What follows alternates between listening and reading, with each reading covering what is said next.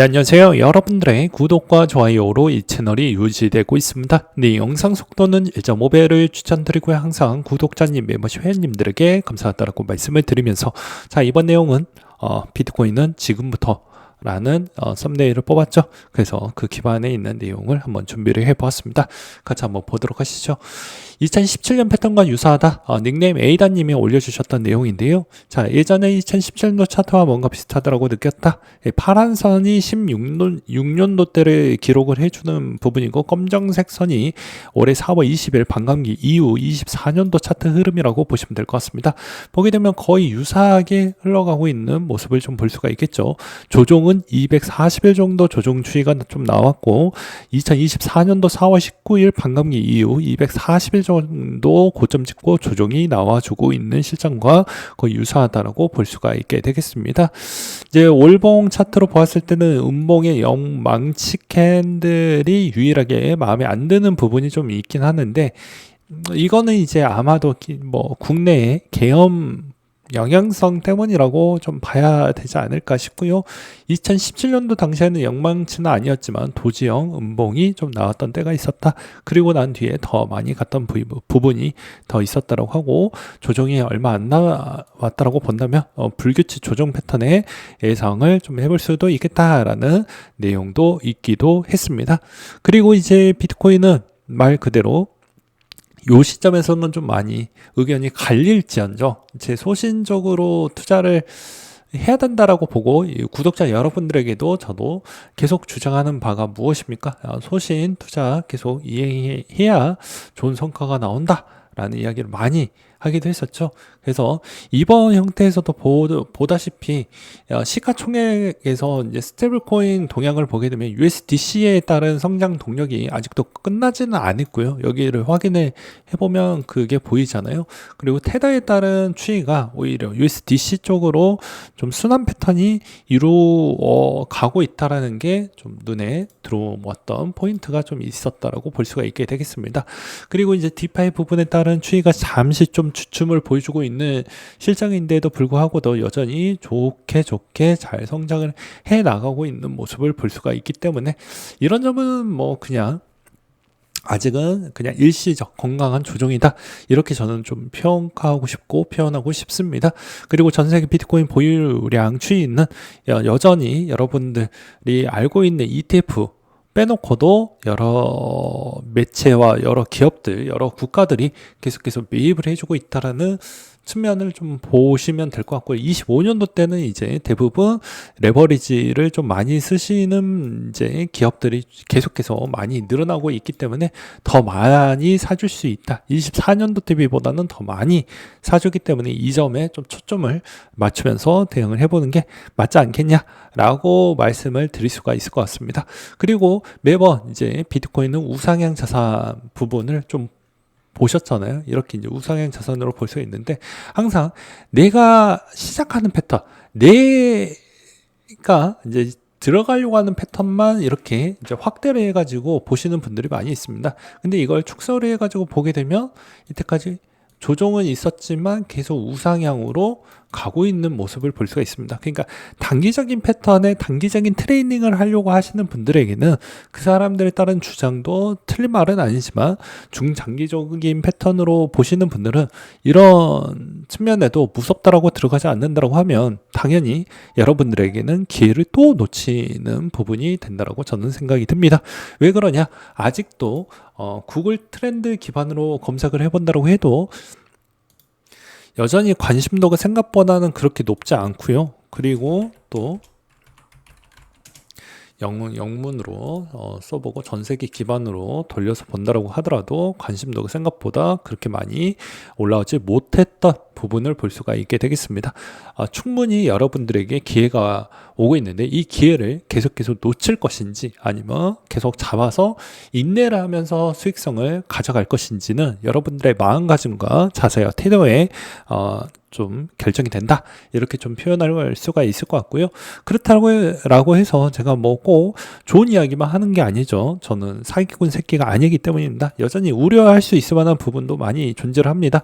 그건 무엇입니까? 당연히 이제 기존에 있었던 월가 전문가가 보고 있는 뉴욕 증시가 좋아야 된다. 그러니까 미국에 있는 증시가 좋아야 된다라는 부분이 깔려져 있다라는 것입니다. S&P 500에 있는 기업들이 대부분 채굴회사들이나 그다음에 거래소, 그다음에 비트코인을 매입하려고 하는 기업들이 이 안에 일단 편입이 되어져 있기 때문에 이 지수가 어느 정도는 방어가 되어야지 가능하다라는 전제 조건은 필수적이고 필연적으로 좀 볼 필요성이 있겠거니와, 그 다음에 이제 이기 행정부에서도 여전히 주의할 부분도 많이 나오고 있는데요.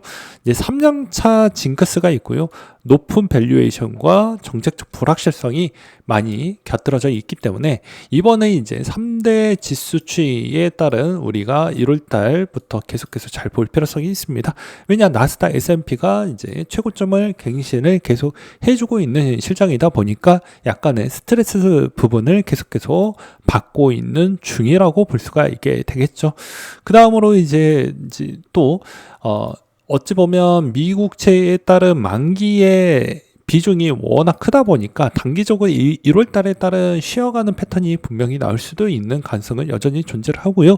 그리고 트럼프의 취임식이 있고, 그 다음에 대부분 1월 달에 있는 그 취임에 따른 여러 가지 발언으로 우리가 좀 해석을 해볼 필요성이 있습니다. 그래서 대부분 이제 호재가 거의 다 나오게 되면 잠시 쉬어가는 패턴도 나오게 된다. 그래서 지난해 11월까지 발행한 국채 부분에 따른 규모도 단기채의 비중이 워낙 커지다 보니까 아무래도 이제 스테이블 코인에 따른 단기채에 따른 수익성도 약간씩은 변동사항이 나올 수가 있으니 이런 점을 좀 봐야 되는데, 이제 여기서 핵심은 유럽이 생각보다 유럽에 있는 국채에 따른 문제점도 엄청나게 커지고 있어요. 독일 국채도 마찬가지이고요.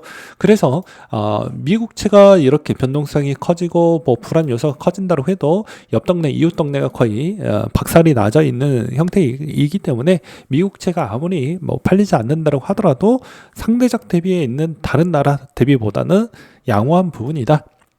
그리고 스윅스의 비트코인 비추, 국민투표 추진, 찬반 논란가 격화가 되어져 있는데, 여기는 이제 국민투표를 붙였다라고 하니까 아무래도 제가 보기에는 통과가 되지 않을까라고 생각이 들고요. 스위스가 먼저 이제 시작을 하게 된다라고 하면 그 다음부터는 더 좋은 소식들이 꽤 많이 나올 것으로 보여집니다.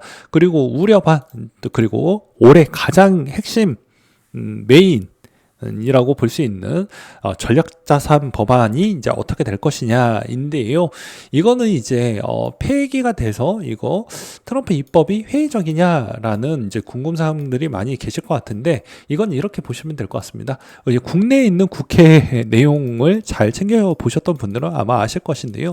이게 해마다 기한이 있습니다. 뭐 이제 상정이 되고 기한이 있으면 기한 내에 법안이 통과가 안 되면 폐기라고 나올 수가 있어요.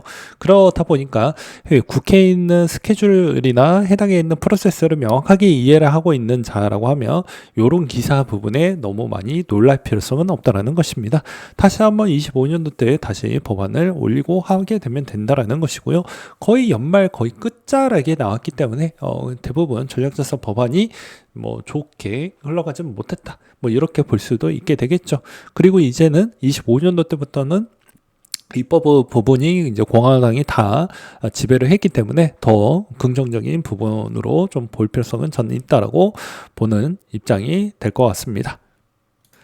그 다음으로 현재 CME 갭이 이제 77K에서 80K 정도가 여전히 존재를 하기 때문에 여기에서 좀 찍고 갈 거냐 아닐 거냐 뭐 이런 이야기가 많이 흘러나오고 있는 실정인데요. 대부분 CME 갭을 다 채우고 간 적도 많이 있긴 하지만 확률상 그렇지 않았던 데도 많이 있었기 때문에 이 점은 그냥 참고적으로만 보시는 게 맞지 않을까라고 생각이 듭니다. 그래서 여러분들이 투자하고 있는 이 시점에서 나의 이제 패턴을 어떻게 맞출 것이냐 인데요. 누구는 이제 이더리움에 집중하려고 하시는 분들이 있을 거고요.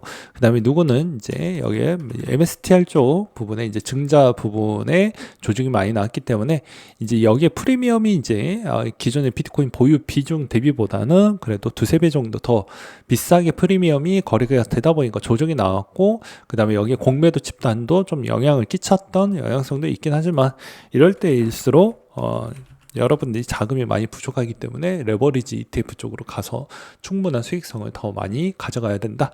이 믿음이 생기지 않는 이유는 여러분들에 따른 어떻게 보면 학습과 그 다음에 반복된 데이터 값이 없어서 그런 것입니다. 제가 매번 이야기를 했죠.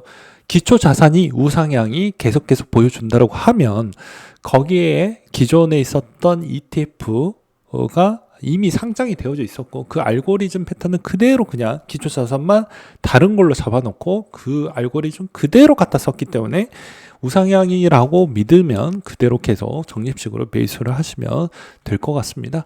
TQQQ가 이제 3배짜리인데 여전히 3배에도 논란은 많지만 투자하면 안 된다고 하지만 여전히 0.7달러가 지금 80달러 선을 머물고 있기 때문입니다. 그래서 기초자산에 따른 믿음이 있다고 하면 여전히 레버리지 ETF는 조정 시마다 그리고 조정에 있는 깊이가 클 때마다 모아가는 게 여러분들에 따른 원금의 가성비를 적절하게 가져가면서 다른 알트코인 녹을 때 충분히 더 기회를 가져가면서 갈 수가 있다. 그리고 최근에 이제 MSTR이 좀 조정이 많이 나왔던 이유도 저번에도 이제 말씀을 드리기도 했었는데요. MSTR 같은 경우에는 기존의 아비트라지 부분에 따른 영향성도 존재를 합니다. 그러니까 감마 트레이닝이나 나머지 숏 부분을 이제 교차를 해서 충분히 이제 기관들이 거기에 따른 어떻게 보면 파생적인 상품을 잘 돌려서 수익을 극대화하려고 하는 전략을 가져가기 때문입니다. 그래서 MSTR에 따른 증자가 나올 때마다 또는 매입을 할 때마다 현물로 이제 매수를 때려놓고 숏배팅 비중을 적절하게 섞어서 커버에서 그 커버에 따른 스프레드 차이에 있는 차익 매매를 더욱더 극대화하려고 하다 보니까 어찌 보면 이제 마이크로 스트래티지가 당일날 매입을 할 때마다 조정이 나오는 이유도 그런 거라고 보시면 될 것 같습니다. 네. 오늘은 여기까지 준비를 했고 이상으로 마치도록 하겠습니다. 여러분들에 따른 기회는 여러분들이 만들어가는 것이지 남이 만들어가는 건 아니라는 거, 그리고 여러분들이 믿고 있는 그 기초자산을 절대 배신하지 않으니 여러분들의 있는 마음이 변할 뿐이지 기초자산은 변하지 않는다라는 것도 기억을 해 두시면서 보시길 바라겠습니다.